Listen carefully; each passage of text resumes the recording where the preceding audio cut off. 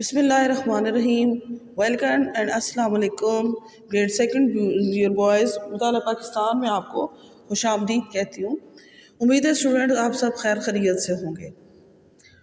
تو اسٹوڈنٹس، ہم لوگوں نے اپنے پچھلے لیکچر میں جو یونٹ نمبر ہم پڑھ رہے ہیں اس میں پچھلے لیکچر میں ہم شملہ کانفرنس کی ناکامی کے بارے میں پڑھا تھا کہ کس طرح سے شملہ کانفرنس ناکام ہوئی تھی، کیا کیا تھے قائد اعظم کا کیا اس میں رویہ تھا، گاندھی کا کیا تھا، کانگریس کا کیا تھا، اور وائسرائے لارڈ ویول کا کیا تھا.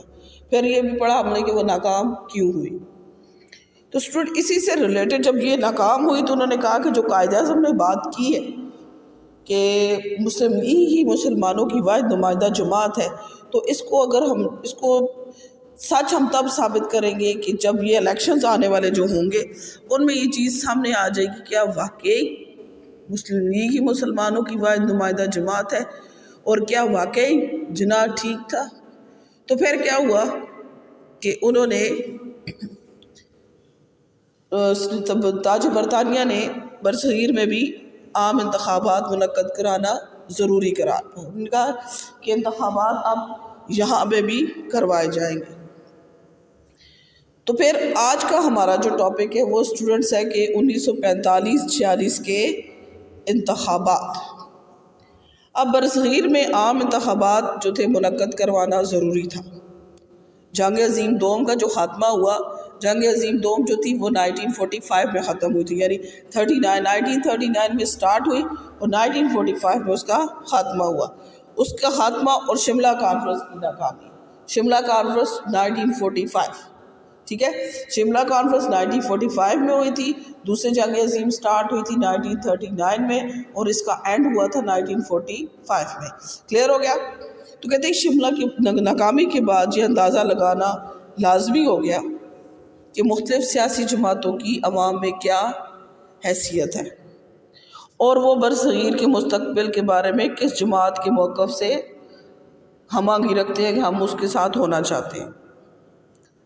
اب شملہ کانفرنس کی جو ناکامی تھی اس کی ساری ذمہ داری جو تھی وہ ہندو پریس نے قائد اعظم پر ڈال دی. یہ جاننے کے لیے کہ قائد اعظم کا موقف درست تھا یا غلط، واحد طریقہ یہی تھا کہ عوام سے رجوع کر کے ان کی رائے معلوم کی جاتی. حکومت برطانیہ پر امریکہ کا دباؤ بھی تھا کہ برصغیر کے سیاسی مسائل کا حل ڈھونڈا جائے. تو پھر اس صورتحال میں برطانوی حکومت نے عوامی رجحانات کا پتہ لگانے کے لیے کیا کیا، اس نے عام انتخابات کا اعلان کیا. انتخابات جو تھے دسمبر 1945 میں مرکزی اسمبلی یعنی مرکز کے اور جنوری 1946 میں صوبائی اسمبلیوں کے جو انتخابات کروانے کا فیصلہ کیا گیا. تو تمام جو جماعتیں تھیں انہوں نے ان انتخابات میں حصہ لیا. اب بڑی جماعتیں کون کون سی تھی؟ ایک کانگریس تھی، دوسری مسلم لیگ تھی. اب سب سے پہلے کانگریس جو تھی اس کا کیا منشور تھا، یعنی اس کا مینیفیسٹو تھا. کانگریس کا منشور تھا کہ جنوبی ایشیا کو ایک وحدت کی صورت پہ آزاد کرایا جائے، یعنی پورا کا پورا ہندوستان کو آزاد کرایا جائے، اس میں پارٹیشن نہ ہو، یعنی تقسیم کی کوئی اسکیم قابل قبول نہ ہوگی، اکھنڈ بھارت جو ہے وہ قائم رہے گا. جبکہ کانگریس کا دعویٰ تھا کہ وہ برصغیر میں رہنے والی تمام گروہوں اور فرقوں کی نمائندہ جماعت ہے اور مسلمان بھی کانگریس کے اس نقطۂ نظر سے ہم آ گئے، یعنی وہ بھی اس چیز کو مانتے ہیں کہ ہاں واقعی کانگریس جو ہے وہ واحد نمائندہ جماعت ہے. اس کے مقابلے میں مسلم لیگ کا منشور کیا تھا؟ مسلم لیگ نے انتخابی اکھاڑے میں قدم اس دعوے کے ساتھ رکھا کہ وہ برصغیر کے مسلمانوں کی واحد نمائندہ جماعت ہے. مسلمان مسلم لیگ کے علاوہ کسی اور جماعت سے وابستگی نہیں رکھتے. مسلم لیگ چاہتی ہے کہ قرارداد پاکستان کے مطابق جنوبی ایشیا کو تقسیم کر دیا جائے اور مسلم اکثریتی علاقوں میں مسلمانوں کو مکمل اقتدار اعلیٰ حاصل ہو جائے. قائد اعظم کا دعویٰ تھا کہ عام انتخابات پاکستان کے بارے میں استصواب رائے ہوں گی، یعنی ریفرینڈم کروایا جائے گا. اگر مسلمان مسلم لیگ کا ساتھ دے تو پاکستان بننے دیا جائے، ورنہ اس مطالبے کو از خود مسترد سمجھا جائے گا. کہ اگر وہ لوگ چاہتے ہیں کہ ہمارے لیے ایک علیحدہ وطن ہو تو انہیں ساتھ دینا ہوگا، اگر وہ یہ نہیں چاہتے تو پھر اس کا یہی حال ہے کہ ہم اس مطالبے کو یہیں پر چھوڑ دیں۔ اچھا جی، اس کے بعد جو منشور دونوں نے اپنا اپنا پیش کرنے کے بعد جو انتخابی مہم شروع ہوئی، تمام جماعتوں نے سب نے زبردست مہم چلائی، اور کانگریس جو تھی وہ ہر صورت میں مسلم لیگ کے عزائم کو ناکام بنانا چاہتی تھی۔ اس کے قائدین نے پورے ملک میں شمال سے جنوب اور مشرق سے مغرب تک دورے کیے۔ کانگریس نے سب سے بڑا کام یہ کیا کہ اس نے یونیسن پارٹی، مجلس احرار، جمعیت العلماء ہند اور دیگر مسلم جماعتوں سے انتخابی اتحاد کیے اور مسلم لیگ کا راستہ روکنے کا ہر ممکن قدم اٹھایا۔ دوسری جانب انتخابات جو تھے مسلمانوں کے لیے موت و حیات کا مسئلہ تھا، اس لیے مسلم لیگ کے لیڈروں نے ملک گیر دعوے کیے۔ قائد اعظم نے اپنی خرابی صحت کے باوجود طوفانی دورے کر کے مسلمانوں کو وقت کی ضرورت سے آگاہ کیا۔ مسلم لیگ تیزی سے مقبولیت حاصل کرنے لگی۔ بہت سے مسلمان رہنما اپنی جماعتوں سے تعلق ختم کر کے مسلم لیگ میں شامل ہو گئے۔ قائد اعظم نے اپنے جلسوں میں کھلم کھلا کانگریس کو چیلنج کیا کہ انتخابات میں مسلم لیگ پاکستان کے بارے میں اپنے مطالبات کو سچا ثابت کرے گی، اور مسلمانان برصغیر جو ہیں وہ پاکستان کو بنا کر ہی دم لیں گے۔ مسلم عوام نے زبردست جذبات کا اظہار کیا۔ مسلم طلباء و طلبات جو تھے میدان میں نکل آئے، شہر شہر اور کریا کریا لیگی رہنماؤں کی ٹولیاں پہنچی۔ ہر شہر میں اور ہر کونے میں جو تھی مسلم لیگ کی جو ٹولیاں تھیں وہ پہنچنے لگی، تو فضا جو تھی وہ پاکستان زندہ باد کے نعروں سے گونجنے لگی۔ سب کا ایک ہی نعرہ تھا، بن کے رہے گا پاکستان، لے کے رہیں گے پاکستان۔ اور دوسرا نعرہ جو ہر زبان پہ تھا وہ تھا پاکستان کا مطلب کیا؟ لا الہ الا اللہ۔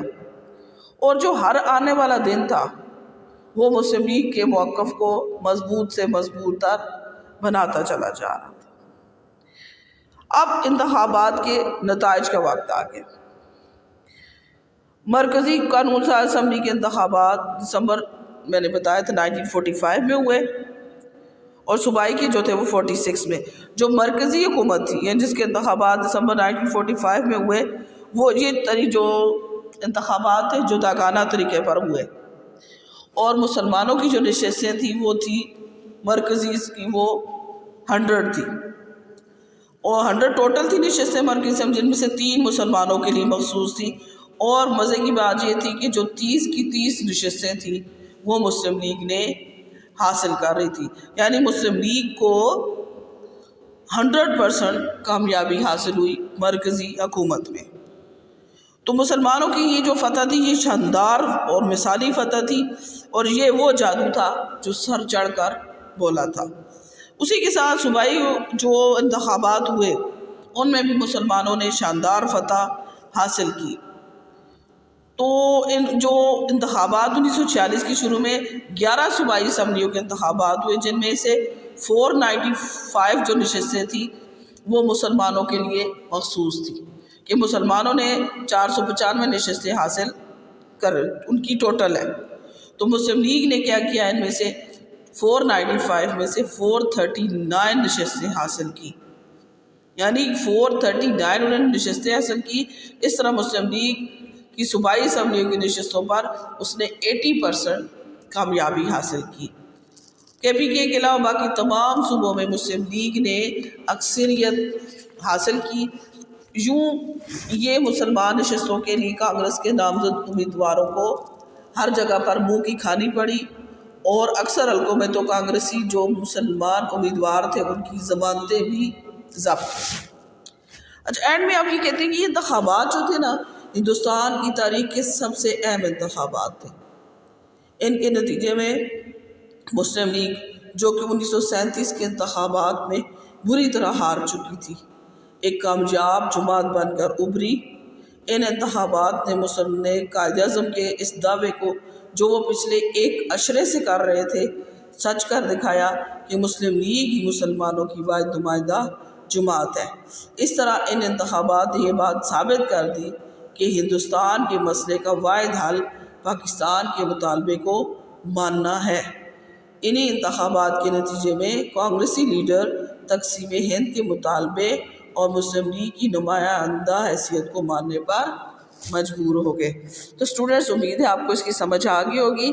تو اس میں سے آپ لوگوں نے MCQs بھی بنانے ہیں اور اس کو یاد بھی کرنا ہے، اور اسیسمنٹ جو ہے وہ جو آئے گی اس کو بھی سالو کرنا ہے، اور اپنی اسائنمنٹ جو ہے وہ پریپیئر کر کے لانی ہے۔ اپنا خیال رکھیے گا اسٹوڈنٹ، اللہ حافظ۔